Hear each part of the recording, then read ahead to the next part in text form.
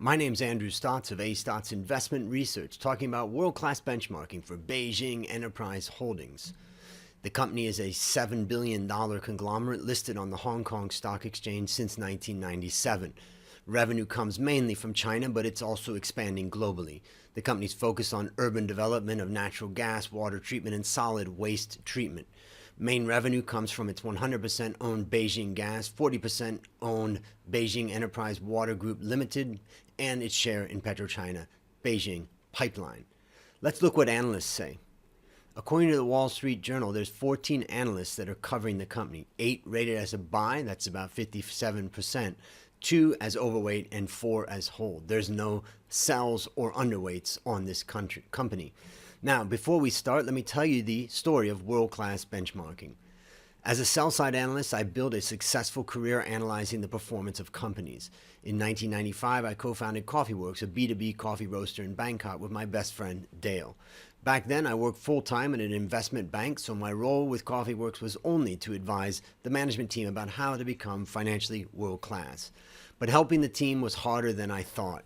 I started with the traditional analysis that I did at work, like profit margin, ROE, and growth, but the managers didn't understand these concepts. Next, since I was not only a practitioner but also a teacher of finance, I tried to teach them. Bad news, the team had little interest in learning finance. It was clear I needed to develop a simple tool to help the CoffeeWorks team. To create this tool, I combined 3 core resources. First, a database of the financial performance of every company in the world. Second was my knowledge of which financial ratios matter most to increase the value of a business. And third, my experience at simplifying finance concepts from years of teaching finance. With the combination of these 3, I created the world-class benchmarking scorecard for CoffeeWorks. Now, the scorecard focuses the management team on only one financial measure. It's easy to understand since it contains no financial ratios. It's not overwhelming. The one-page format arrives monthly. It doesn't change. Like in sports, the teams know when they are winning. And it challenges the team to become financially world-class by beating global peers. And now I use the world-class benchmarking scorecard to evaluate every company that I look at. Here are 3 things that you need to know about it. First, the single measure is profitable growth, a combined score of profitability and growth.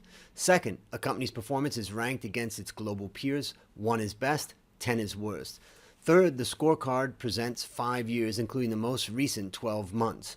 Now, let's use it on Beijing Enterprise Holdings. Here we can see the profitable growth rank of 6 was the same compared to the prior period and is a little bit worse compared to 2016 when it was 5.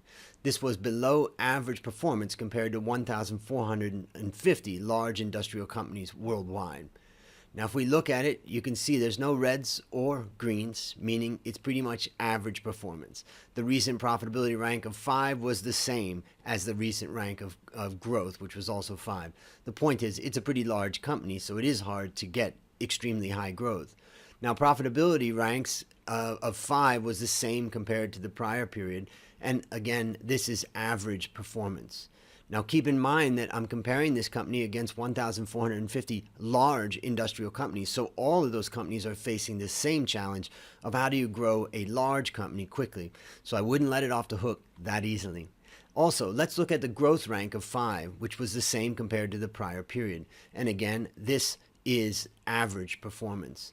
Now let's look at the bottom of the triangle to understand a bit more. We can see that asset utilization is the main weakness. In fact, the profit margin of the company is relatively strong, ranked number 2, and it's been that way for a long time. So what we can see is that if the company could come up with improvements in its asset utilization, it could drive its world-class benchmarking scorecard up.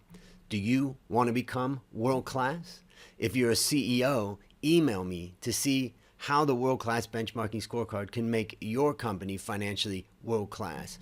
If you're an investor, well, leave a company name in the comments below and let's see how it ranks. And finally, my name is Andrew Stotz, and I challenge you to become world-class.